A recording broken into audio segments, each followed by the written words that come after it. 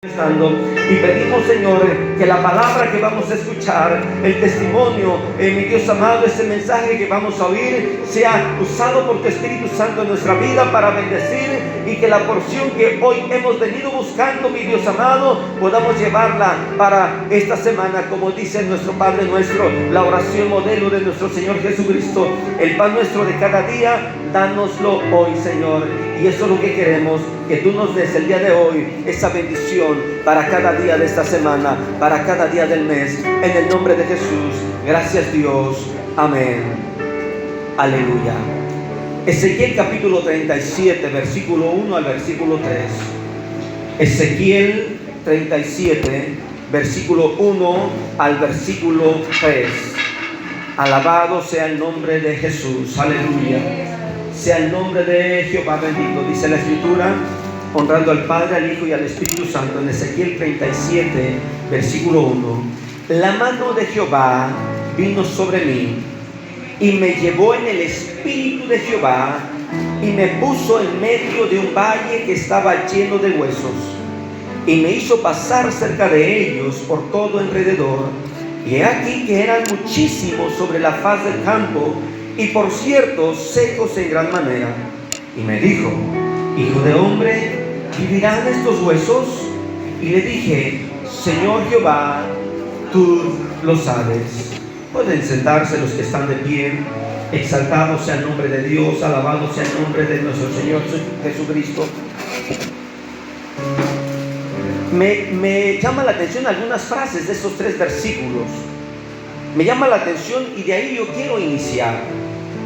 Versículo 1 dice: la mano de Jehová vino sobre mí. La mano de Dios es la que nos mueve y nos sustenta. La mano de Dios es la que nos respalda. La mano de Dios es la que toca al enfermo y sana.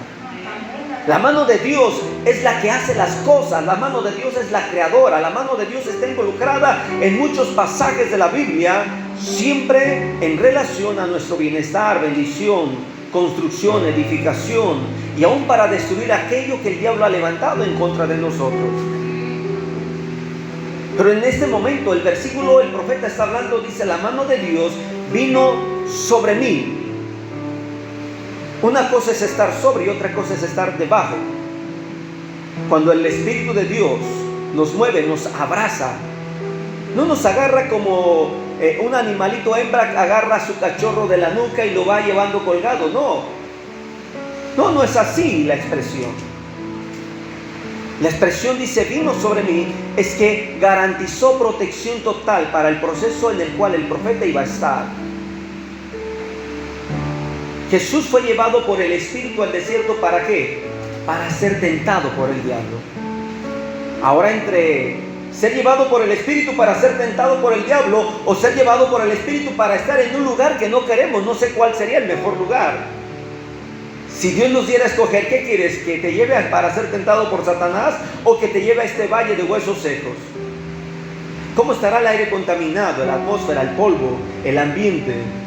Ahora hablemos de valle. Yo creo que si hablamos de un valle, algunos se imaginan algún lugar fresco, algún lugar lleno de flor, de oxígeno, donde dices una hamaca, unos leños, ponemos carbón, ponemos leña, y a calentar un rico café y a dormir toda la noche, y que Dios nos bendiga y nos proteja de los animales nocturnos.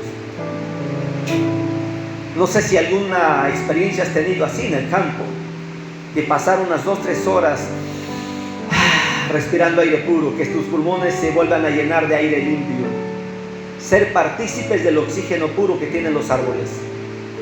Pero este valle no es así. Este valle al cual Dios llevó al profeta no es así. La siguiente palabra del versículo 2 dice: y me hizo pasar cerca. Hay lugares, hay momentos, hay personas, hay situaciones que las queremos lejos. Fechas que no quisiéramos que llegara. Dijo Job que dejara de existir el día que nació. Y dicen muchos que por eso el mes de febrero nada más trae 28 días. Pues tendrá mucha situación la que vivió, que le hizo maldecir ese día, que a lo mejor tendrá verdad. Pero dice la Escritura: me hizo pasar cerca. Hay cosas que no quisiéramos pasar. Hay cosas que no quisiéramos vivir. Hay situaciones que no quisiéramos enfrentar. No quisiéramos ser víctimas de un asalto. No quisiéramos ser víctimas de olvidar el celular en el autobús y no alcanzarlo y decirle: hey, chofer, bájese, párese, por favor, necesito bajar mi celular. Recuerdo que en un trabajo donde yo ya podía desempeñar ya mis funciones, yo empecé a trabajar desde muy niño, como muchas personas. Pero hay una etapa donde uno se da cuenta que ya empezó a cumplir al 100% las expectativas del patrón. Y recuerdo que a mis 3 meses de haber ingresado, yo ya me sentía competente, como cualquier otro trabajador. Y me dice el patrón: fíjate, vas a 3 meses, pues no has logrado mucho aguinaldo, pero te tengo un regalo. Y recuerdo que me regaló una navaja de una marca conocida, famosa, muy completa la navaja, gruesa, tenía de todas las herramientas, cara por cierto.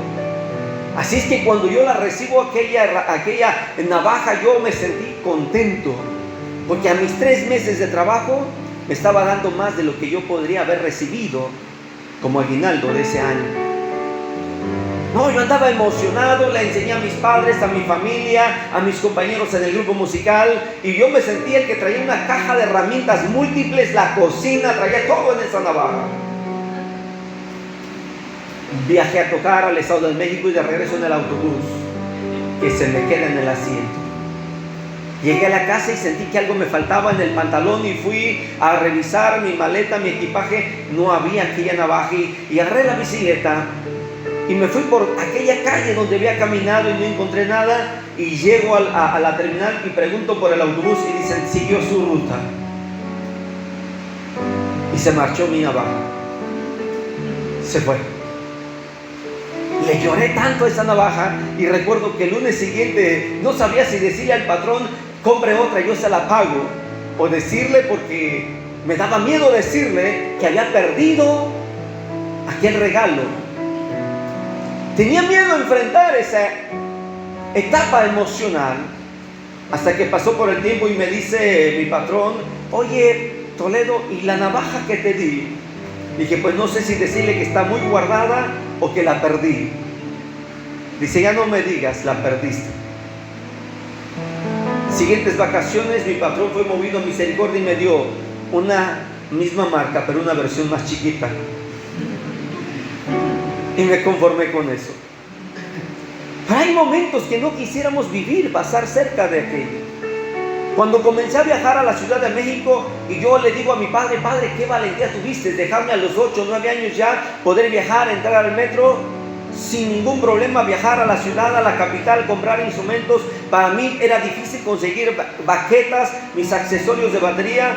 Yo hace un rato platicando con el licenciado le decía: íbamos por las calles, por las carreteras, y nos parábamos en los árboles a cortar ramas que estuvieran más o menos rectas, derechas, para poder tocar la batería. Pero llegaba el momento que yo tenía que ir a México a comprar baquetas. Fue muy valiente mi padre, pero siempre en mí existió un miedo de que me asaltaran. Así es que aseguraba todo lo que llevaba para que no me llegara ese momento. Y gracias a Dios que hasta el día de hoy no tuve ninguna experiencia.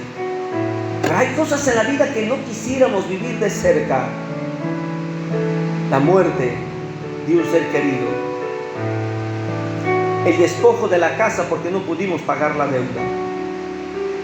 Cuando el patrón te dice: ya no vas a ser parte de mi flota de trabajadores, de mi empleado, y tenemos que vivir la experiencia de buscar un trabajo, donde no sabemos si vamos al trabajo más rápido o esperar que en nuestra profesión se nos abra una oportunidad laboral. Esos son los temores que más o menos nos asedian en nuestro corazón. Siguiente palabra que me bendice y me hace reflexionar. Cuando viene el versículo 3, dice la palabra que la voz de Dios le dijo. 3 cosas importantes en estos versículos. Si la mano de Dios se mueve, el proceso va a estar seguro que no va a haber fracaso. Si vas a vivir situaciones por donde no quisieras pasar, pero a Dios le place que tú las pases, es porque Él va a estar contigo. Y dice el versículo: y me dijo. Aquí me habla de 2 cosas este versículo 3, de que tu oído desea escuchar la voz de Dios. Y segundo, de que Dios siempre va a estar dispuesto a hablarte cuando tú más necesitas escuchar su voz. El proceso no está diseñado por ti. El proceso no está diseñado bajo las capacidades que tú piensas que tienes. El proceso no está diseñado para alcanzar hasta donde tus fuerzas te dan. El proceso no está diseñado para que tú digas, esto aguanto, hasta aquí está el peso. No, el proceso está diseñado de acuerdo al diseño de lo que Dios ve en ti, de lo que Dios hizo en ti y de lo que Dios hará en ti. Repito, es el proceso que fue diseñado de lo que Dios ve en ti, de lo que Dios hizo en ti y de lo que Dios sabe que tú tienes la capacidad de acuerdo a lo que Él está viendo para ti. Tú puedes decir, pastor, aguanto 5 kilos, pero Dios dice, yo te diseñé para 20. Tú puedes decir, pastor, alcanzo solamente 1 metro 60 centímetros de mi mano derecha a mi mano izquierda, pero Dios dice, no, tú alcanzas 3 metros. Dices, pastor, pero yo solamente mido 1,70, 1,60. Dice Dios, para mí mides la estatura del que murió en la cruz del Calvario. Tú dices, pastor, pero mis fuerzas se han acabado, ya lo intenté. Pero Dios dice, yo estoy contigo a donde tú vayas. Entonces el plan del proceso, el diseño del proceso está elaborado perfectamente para que nada falle. Para que no te sientas fracasado, para que no te sientas exhibido, para que no te sientas avergonzado, para que no te sientas presionado, porque dice la Escritura que Dios no pone cargas que no podamos llevar. Va a ser común llorar, va a ser común tener hambre, va a ser común tener sed, va a ser común pensar que no vas a alcanzar las metas, va a ser común pensar que los objetivos que te pusiste son demasiados, va a ser común eso.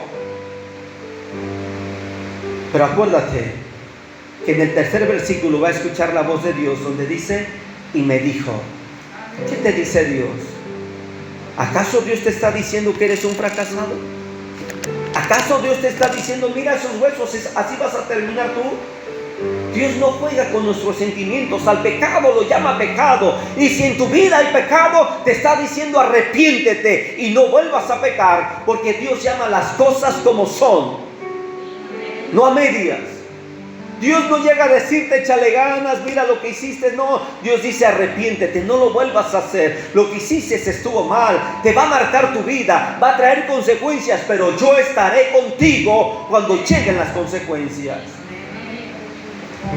El hecho de que nosotros hemos fallado, hemos pecado, hemos hecho algo desagradable delante de Dios, hemos alejado a Dios de nuestra vida, el pecado nos impide ver a Dios. Dice la Biblia que hay 2 cosas que Dios no puede hacer. Primero, rechazar al corazón contrito y humillado. Dios no puede rechazar. No importa cuán grande sea tu pecado, no importa cuántas luchas tengas en tu mente por ese pecado, no importa cuántos temores lleguen a tu corazón por ese pecado, lo importante es que si tú te humillas delante de Dios, Dios no va a rechazarte, Dios no va a negarte la misericordia y la gracia que Él sabe dar sobre ti.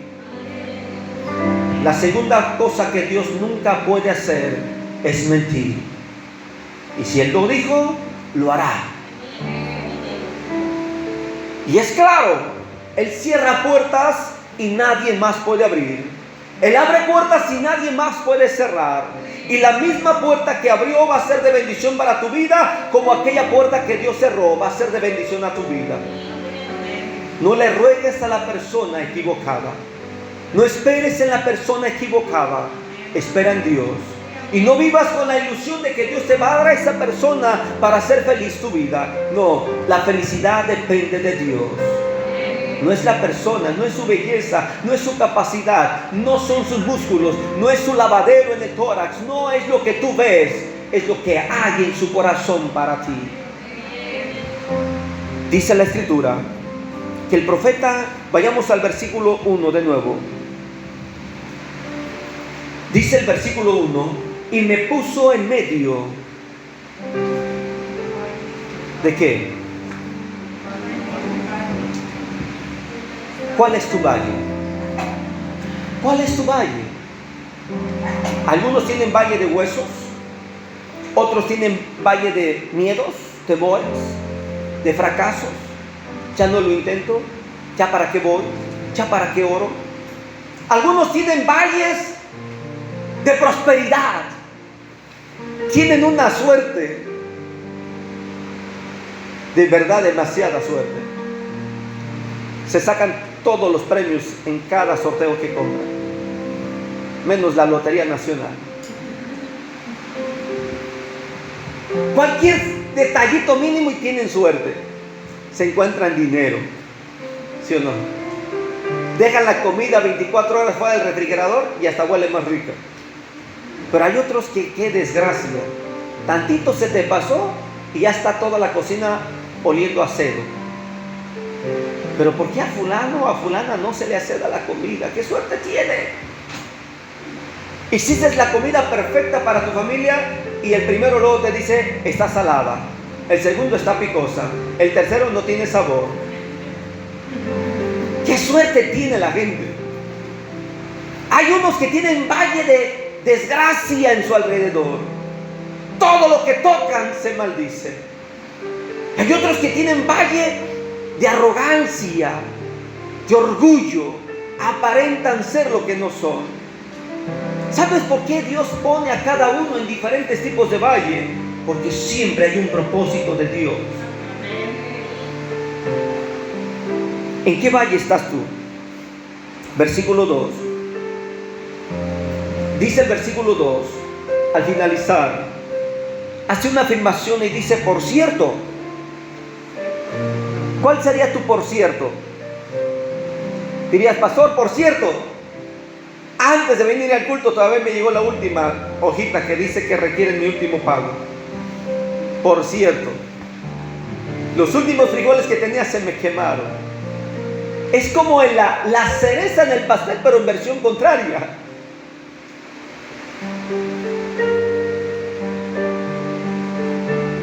Hace un rato vivimos un por ciento en casa.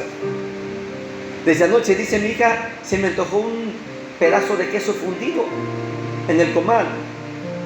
También se me antojó, pero nos fuimos a dormir con el antojo y temprano mi hija se levanta, pone la cacerola y trató de fundir queso para hacer unos taquitos en ayunas. Y el por cierto es que estaba agusanado. Ese por cierto te cambia todo. Se te quita el antojo, las ganas. Ese por cierto dices, ¿para qué? ¿Cuál es tu por cierto en este día? Es el que dices, pastor, por si me faltaba algo, hasta el perro llegó y me vio. La desgracia de la desgracia. Dice el profeta, por ciertos, estaban secos en gran manera. Si este hombre quisiera agarrar un hueso, ¿qué iba a pasar con ese hueso? Hay algunos que les dan miedo estar cerca de un difunto y menos verlo y menos estar cuando... Es impactante y digo con sinceridad, cada vez que he visto todo este tipo de asuntos, morfolios, ¿cómo se le puede decir a los cuerpos, a los osamenta, cadáveres de diferentes formas? Son escenas impactantes que van acompañadas de un olfato diferente. Y en lo personal digo, el aroma más horrendo que es olido en la vida es el del ser humano en descomposición. Eso lo tengo aquí. Y como pastor varias veces me han pedido familias, pastor, acompáñenos, vamos a reconocer el cuerpo. Y cuando está la familia, veo la escena y pues le digo, mejor no vayan ustedes. Porque de por sí la noticia de que su familiar está muerto ya es fuerte. Déjenme ir a mí. Y como dice la Biblia, y vamos como ovejas al matadero. El aroma, la escena quedan aquí. Y no voy a hablar de esas experiencias porque la verdad que son inolvidables. Cuando el profeta está viendo, yo creo que el profeta quería cerrar los ojos y decir, no, Señor, no quiero ver. No, eso me está marcando y esa escena va a ser difícil de borrar. ¡Wow! Impactante. Porque hay escenas en la vida difíciles de borrar. Hay palabras difíciles de olvidar. Hay lugares difíciles de olvidar. Hay personas difíciles de olvidar. Pero ya han dejado una cicatriz, han dejado un recuerdo, han dejado una escena que quisieras poder darle la vuelta y grabar otra escena nueva. Pero por más escenas, por más recuerdos, parece que aquello sigue descompuesto dentro de nosotros. La escena del profeta que estaba viendo no era fácil. Versículo 3, viene algo que cambia el momento. Cuando viene la voz de Dios, no viene para decirle no tengas miedo, mira Ezequiel, yo estoy contigo. He puesto filtros en tu nariz para que no vuelas. He puesto filtros en tu vista para que no veas todo en total. No. La voz de Dios no garantizó protección todavía. Más bien lo llevó a una pregunta, preguntas que no quisiéramos responder. ¿Vivirá? ¿Verdad que hay personas que tú dirías, ¿cuándo va a morir, Señor? ¿Cuándo mandas un terremoto y tiras esa casa? Parece que esa casa sobrevivió más a todos los terremotos que muchas que estaban bien. Todavía viene Dios y te dice, ¿vivirán? Ay, Señor, no me preguntes eso. ¿A mí me estás preguntando eso? ¿Qué crees que te va a preguntar Dios de aquel que te ponchó la llanta, que te aventó una piedra y te partió y te convirtió en sistema de alcancilla? Y dice Dios, no, Señor, no me preguntes de él nada, porque no quisiera verlo. Un valle no es fácil de pasar, pero dentro de esto que estamos hablando hay dos cosas que yo quiero hacer notar. Primero, la obediencia del profeta para ir. Segundo, la falta de espíritu de vida que había en aquel ambiente. La falta de espíritu en el proceso. Por eso es que sientes morir, sientes desfallecer, sientes que no vas a aguantar, sientes que el aire se te acaba, sientes que el ánimo se ha muerto también, porque no hay vida en el proceso. Los que han pasado por la experiencia del COVID ahora saben que están vivos, pero les falta el oxígeno y eso trae desesperación. En la interpretación teológica, si lo traemos a la luz de la Biblia, muchos están enfermos de COVID en el proceso. Les baja la oxigenación, se sienten desesperados, quisieran hacer todo para que entre el aire y poder decir ya me recuperé. Y la pregunta suena en tu mente, esa pregunta que no quisiera responder. Pedro estaba tranquilo, hablando con el maestro, el ambiente era hermoso, y de repente le dice Jesús, Pedro, ¿me amas? ¡Pum!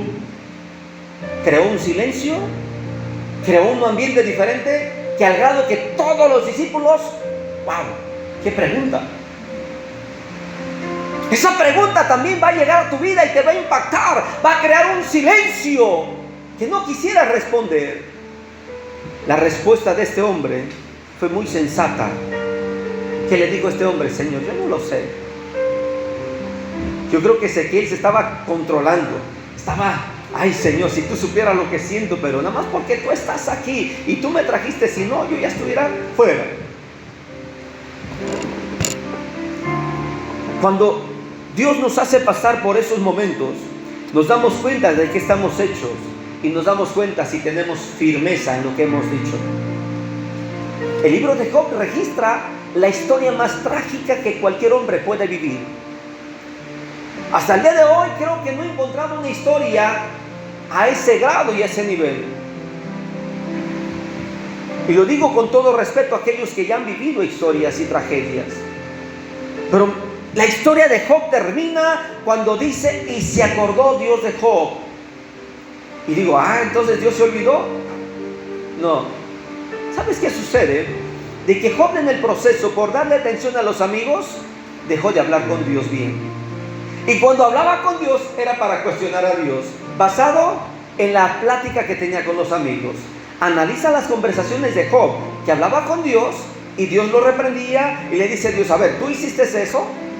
Hablando sobre la naturaleza, trataba de llevarlo a una reflexión. Pero Job aquel hombre que hacía sacrificios y que buscaba la obediencia y agradar a Dios, ahora estaba filosofando con Dios, gracias a sus amigos. Hasta que a Job se le ocurrió orar por sus amigos, que cambió el panorama. Y dice la Biblia que cuando Job oró por sus amigos, Dios obró. Y fíjate lo que comenzó a hacer Dios. Dice la Biblia que la familia le comenzó dando. ¿Alguien ha leído esa porción? ¿Cuánto le comenzó dando la familia? Una pieza, una moneda. Vamos a decirlo actualmente, y voy a interpretarlo así. Cada uno le empezó a dar 100 pesos. Bueno, 1,000 pesos, dale, ya que cada uno le dio 1,000 pesos. Los hermanos de Job eran ricos también. Darle 1,000 pesos a Job era mínimo, le podían dar de eso y más. Dice la Biblia que ahí comenzó la bendición de Job, porque Dios multiplicó todo lo que él había tenido. La riqueza no le llegó. ¿Sabes cómo fue Dios obrando? A través de sus propios pensamientos, sus propias manos. Job necesitaba solamente la materia prima, que es la bendición de Dios y la ayuda del hermano. ¿Sabes qué necesitas tú? La materia prima es la voluntad de Dios, el amor de Dios, pero también necesitas el respaldo humano. Me gusta una parte que dice el versículo: tú lo sabes. ¿Cuántas veces te has hincado a Dios? Te has hincado delante de Dios, te has postrado delante de Dios y solamente abres tu corazón y le dices a Dios: tú lo sabes. Me da vergüenza. Hay un canto que compuso uno de los directores y cantantes del grupo donde yo andaba, y dice el canto: ¿qué puedo decirte si todo lo sabes? Aún ni explicarte, pues todo lo entiendes. ¿Qué puedo decirte, Señor? Tú lo sabes. ¿Qué puedo decir tu corazón? Humanamente, o obviamente, lógicamente, científicamente, como quieras calificarlo, probablemente el proceso en el cual estás, te sientas en un no de tu propia mente. No va a vivir. No voy a salir. ¿Hasta cuándo? No lo sé. No sé cómo puedas verlo científicamente, humanamente, lógicamente, emocionalmente. No sé. Pero tu respuesta sería prácticamente un no. Pero lo mejor es decirle: Señor, tú lo sabes. Creo que Ezequiel solo se puso en la voluntad de Dios y dejó que Dios moviera todo. Y si hay algo que esto nos enseña, es que no debemos movernos nosotros. Aunque el proceso en el cual estamos no nos guste, lo más correcto es seguir en esa mano que nos llevó ahí. ¿Quién te llevó? La mano de Dios. ¿Quién te sostiene? ¿Quién está contigo? La mano de Dios. No salgas corriendo. No salgas arrebatadamente a tomar decisiones. Vayamos al versículo 4. Versículo 4 dice: me dijo entonces, lo que tú vas a hablar no tiene que salir basado en lo que ves. Lo que tú vas a hablar no tiene que salir basado en lo que sientes y experimentas. Lo que tú tienes que hablar no debe de estar basado en tus emociones tras fracasos, en tus emociones tras los éxitos, en tus emociones tras aquel momento que tú no deseabas vivir. Lo que tú tienes que hablar es lo que viene del cielo. Aunque sea imposible, aunque sea difícil de creer. Le dijo Jesús al paralítico: levántate, toma tu cama y vete. No le dijo: sígueme. A otros sí les dijo: sígueme. Y hay una diferencia. Observa, al que estaba bien le dijo, y al que estaba mal le dijo. ¿Dios quería avergonzarse? No, es que quería que él fuera testimonio a su familia. Y a Mateo, que le dijo: sígueme, dice la Biblia que Mateo fue el primer evangelista de los discípulos de Jesús, porque fue el primero en ganar almas para Cristo. Así lo dicen los evangelios. ¿Sabes? Que lo que tú tienes que hablar no va a estar basado en esa experiencia que tú tienes, tiene que estar basado en la convicción de quién es tu Dios. Volvamos a Job. Job, en medio del fracaso, está lidiando, filosofando con sus amigos y dijo: tráigame una piedra, tráigame un cisel. Yo quiero decir algo. Ay, Job, eres un fracasado. ¿Qué vas a decir? ¿Sabes cuáles fueron las palabras que Job quería que quedaran para siempre grabadas en una piedra? Yo sé que mi Redentor vive. ¿Y tú qué sabes en el proceso? Si tú pudieras plasmar un mensaje con una oración pequeña, una sola frase, ¿cuál dejarías plasmada en una piedra? Fíjate que lo que Dios le está diciendo a Ezequiel, le está diciendo: vas a profetizar, pero no es lo que tú quieras hablar, basado en tus emociones, basado en tu experiencia, basado en tu dolor, basado en la traición, basado en la enfermedad, basado en muchas otras cosas financieras. No, vas a hablar lo que sale de mi corazón, porque es necesario que tu boca se llene de la palabra de Dios, es necesario que tu corazón se llene de la palabra de Dios, es necesario que todo tu ser se vuelva a impregnar de la presencia de Dios, para que de la abundancia del corazón, ¿te das cuenta? Dice el versículo: profetiza y diles. ¿Qué quieres decir, Señor? Mira, tú te paras frente al patrón y dices: patrón, quiero un aumento. Patrón, quiero mi aguinaldo. Patrón, quiero un préstamo. Patrón, auménteme el sueldo. Te pregunto, ¿eso es lo que Dios quiere que hable tu boca? ¿Por qué no te acercas y le dices: patrón, yo sé que está pasando por economía muy inestable, quiero orar por usted?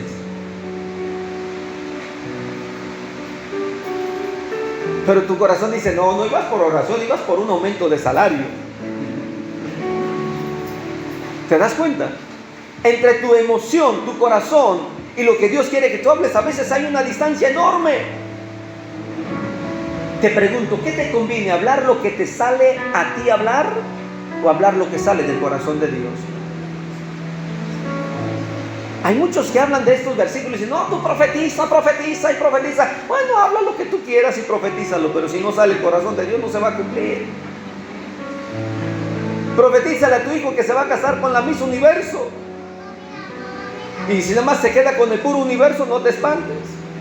No fue Miss, fue todo el universo en un solo cuerpo. No te espantes. Dice el versículo que la palabra de Dios tenía que ser pasada por los labios del profeta. Eso es ahí en el proceso. Si Dios te está llevando, entonces es la palabra de Dios que tiene que salir por tus labios. Y dices: pastor, pero es que yo no escucho la voz. Ah, si no has escuchado la voz, la puedes leer. Y que lo que salga a través de tus labios sea la palabra escrita. La profecía que no cambia, la palabra que no viene para destruir, sino para dar vida y vida eterna en el corazón de quien llegue a escucharla. Esta palabra nunca falla. Hay palabras que a veces nos raspan nosotros mismos. Pues pásala, que te raspe, que te quite lo que te sobre. ¿Cuántas horas dedicas con el podólogo que te quite la carne muerta de los pies? ¿Y cuántas en la Biblia para que te quite la parte muerta del alma? No lo haces.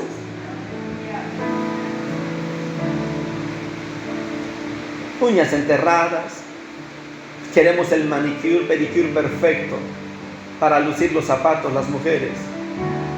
No que todos los hombres vamos al pedicure, ni al manicure, ni a las cejus, pero las mujeres mucho sí. Pero ¿por qué no dedican también eso en el alma con la Biblia? Bueno, seguimos. Versículo 5. Llega el momento de actuar. Versículo 5 dice: así ha dicho Jehová el Señor. Lo que tú vas a hablar, no vas a decirlo. Voy a hacer una pausa aquí. ¿Se acuerdan que el profeta Elías apareció en la escena de la nada? Y le dijo al rey: por mi palabra no va a llover. Llegó hablando con la autoridad de Dios. Y cuando tenía o era necesario que lloviera, ¿cuánto le costó al profeta? Orar demasiado. En la primera oración no vino la lluvia, cuando momentos antes, en sus primeras palabras de Elías, estaba cayendo fuego del cielo y consumiendo el holocausto. ¿Te das cuenta? Y para la lluvia no fue en las primeras palabras de su oración, Terminó de orar. Oye, muchacho, ¿qué ves? Y dice el muchacho, no, nada.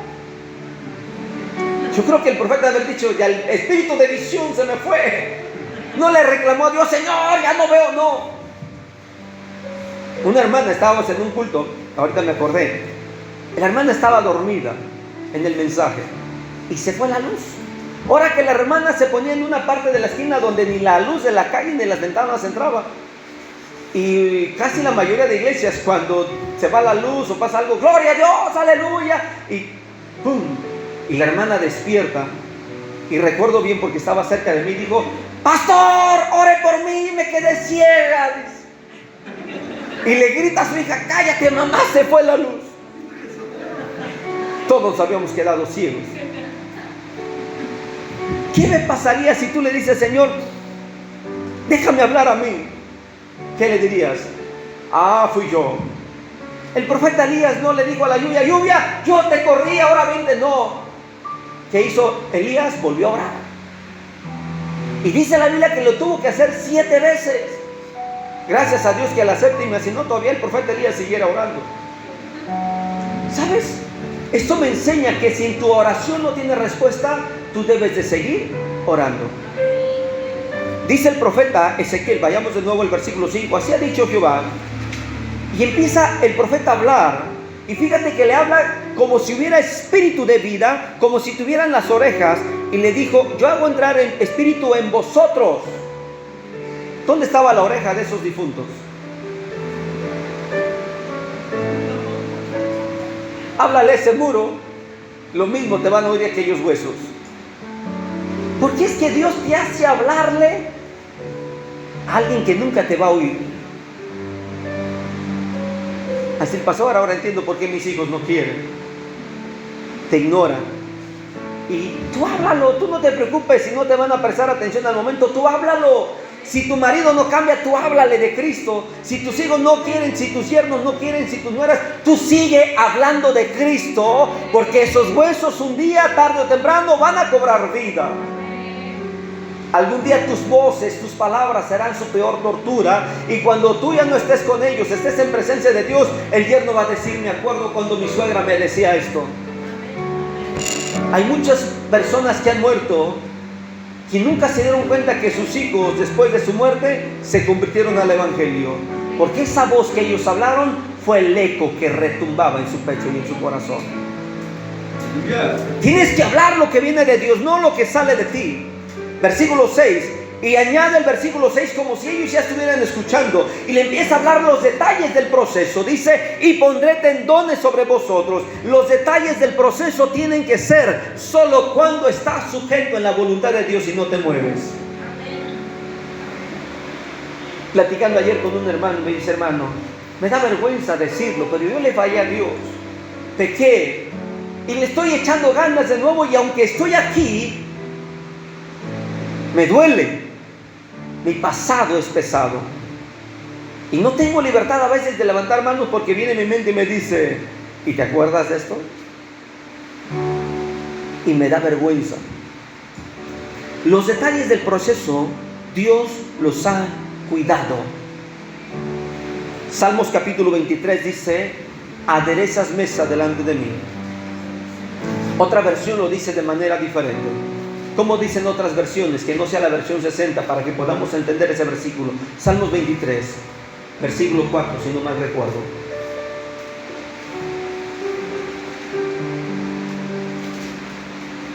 Dice, y preparas mesa delante de mí. Salmos 23. ¿Alguien tiene alguna otra versión que lo pueda leer en voz alta? Puedo cruzar lugares peligrosos y no tener miedo de nada. Tú eres mi pastor, Así siempre estarás a mi lado. Me guías por buen camino y me llenas de confianza. ¿Es versículo 5? 23. A ver, 23, versículo 5. Aunque se enojen mis enemigos, tú me ofreces un banquete y me llenas de felicidad.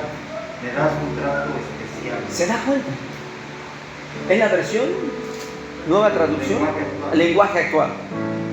Aunque se enojen mis enemigos, Dios cuida los detalles. El primer detallista que ha existido ha sido Dios. Yo creo que el hombre estaba muy feo, el primer hombre llamado Adán, pero cuidó los detalles, por eso es que a las mujeres las hizo hermosas. Dios cuida los detalles en el proceso por el cual te está llevando. Dios cuida los detalles en el proceso por el cual todavía te sostiene y no te ha dejado. Por eso es que Dios lo lleva al profeta a hablar los detalles. Y pondré tendones, voy a estar allí en cada uno del momento de reconstrucción. Versículo 7 dice: profeticé, lo hice todo como me fue mandado. Y fíjate lo que dice la versión 60. Y hubo, ¿qué dice? Un ruido. ¿Qué dice la versión, hermano Pedro? Versículo 7. Creo que es versículo, trae dos versículos unidos ahí, pero versículo 7. Voy a ponerles tendones. No, el siguiente. Viene unido el 6 con 7. Ok, léalo entonces. No, sí, 7. Ok, 7. Yo les dije a los huesos lo que Dios me había ordenado decir. Y mientras hablaba de parte de Dios, escuché un ruido muy fuerte. Ahí está. Eran los huesos que se estaban juntando los unos con los otros. El proceso va a generar un ruido que tú no quieres escuchar. No eran notitas musicales como la de las caricaturas cuando salen huesos moviéndose. No era esas series de caricaturas que hasta le ponen música a los huesos. No. En otras palabras, en el proceso vas a escuchar lo que tú menos quieres oír. Algo desagradable, algo no aceptado en la paz y en la tranquilidad de tu corazón.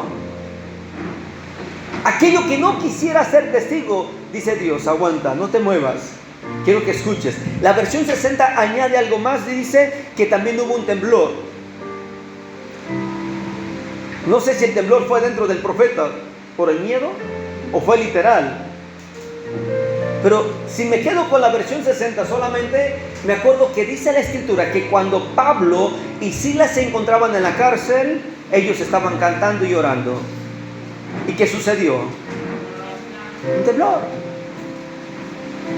¿Te das cuenta que entonces el temblor es común en un proceso de lo que Dios quiere que tú pases? Probablemente va a ser tu propio temblor y el que está a tu lado ni se va a dar cuenta. Pero algo va a pasar, algo tiene que ocurrir como evidencia de que Dios está haciendo algo. Versículo dice, este versículo 7 dice: profeticé pues como me fue mandado, y hubo un ruido mientras yo profetizaba, y aquí un temblor, y los huesos se juntaron cada uno con su hueso.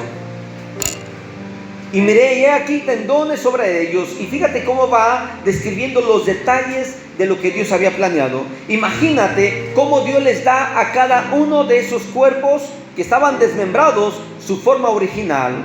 Y vuelven a tener un corazón, una nueva oportunidad, una nueva etapa de vida. Solo Dios puede restaurar lo que ya no existe, porque ya no había espíritu de vida.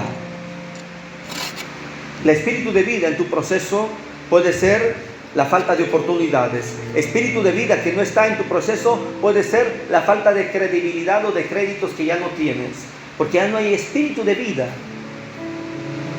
Vas al banco por un préstamo, estás en buró y dices, pero es que ya lo pagué. Dices, nada, pero todavía sigues ahí, no te han quitado. Y no tienes ni tiempo de ir a reclamar a aquella empresa para que te den la hoja de que ya está todo aclarado. Recuerdo hace tiempo la iglesia había juntado dinero para regalarle un carro del año a mi padre, pero no habían completado todo, hasta aún solamente un 80, 90%. Y dicen, papá, no se preocupen, yo pongo la otra parte. No, pastor, es que es un regalo 100%. Y por más que se juntó, no se acabaló. Hasta que dice mi papá, bueno, vamos, se dio todo. Y dice mi papá, yo pago la diferencia de esa unidad en meses. Y van y lo sacan a 12 meses. Pues ya era poco lo que faltaba. Y ya estaba el carro en la agencia, estaba todos los trámites. Y le dicen a mi papá, don Elías, le tenemos una mala noticia. No puede, está en buró de crédito. Sí, papá, ¿yo en buró de crédito? ¿Cuándo? Dice, hace 6 años usted sacó un carro y tiene una deuda. Y me empezó a investigar.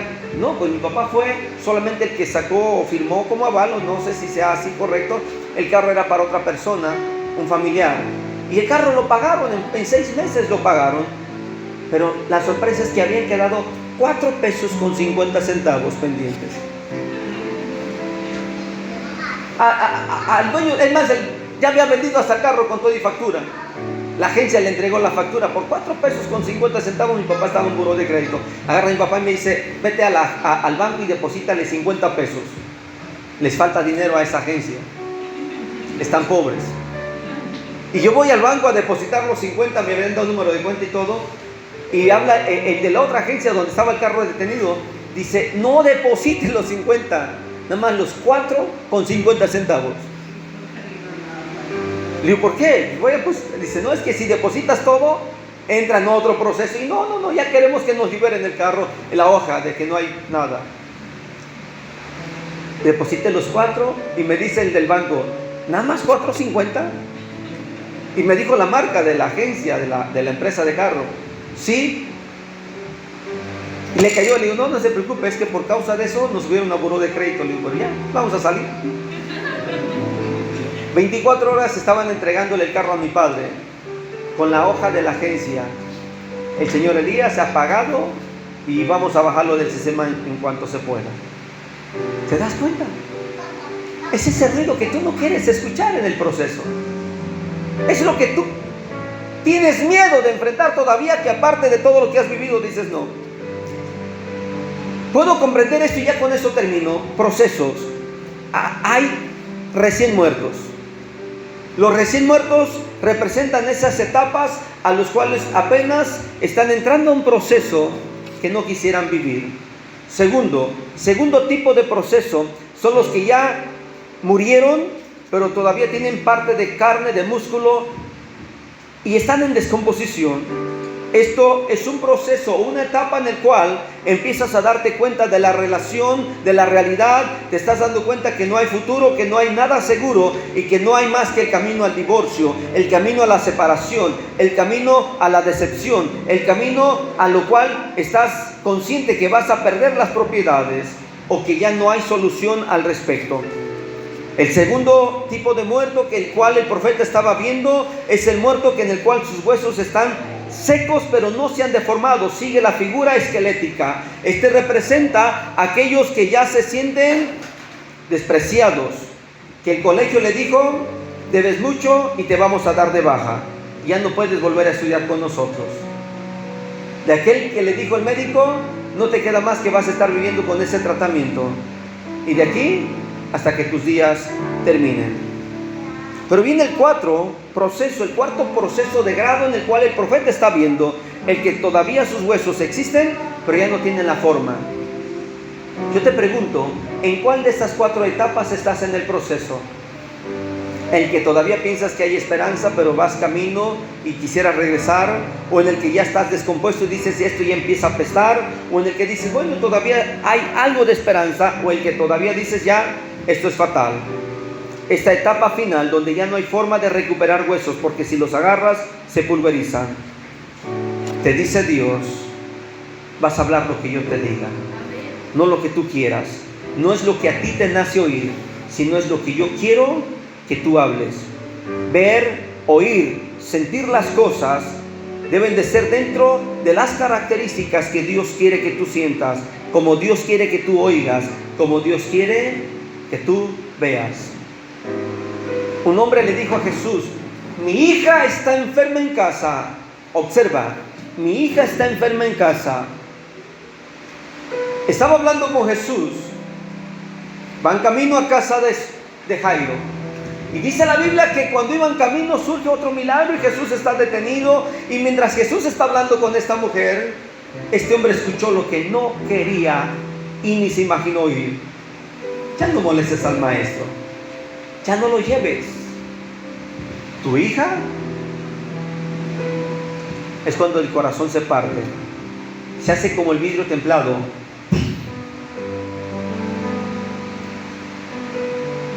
Yo creo que Jairo cayó, se dio la media vuelta y trató de irse en silencio. Pero es impactante cómo Dios rompe ese silencio.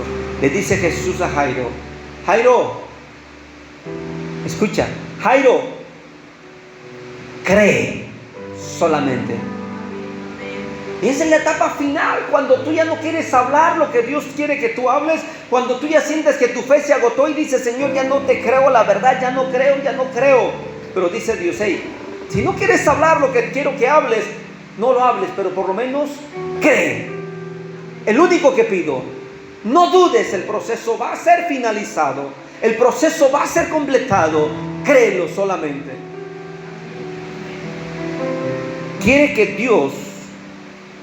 Dios quiere que tú escuches lo que Él quiere y que lo interpretes como Él quiere.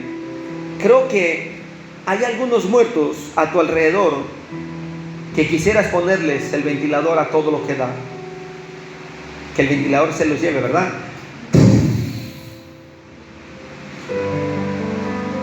Recuerdos tristes, momentos tristes. Y cuando viene Dios y dice: voy a poner espíritu de vida sobre ellos, dice: Señor, ya no.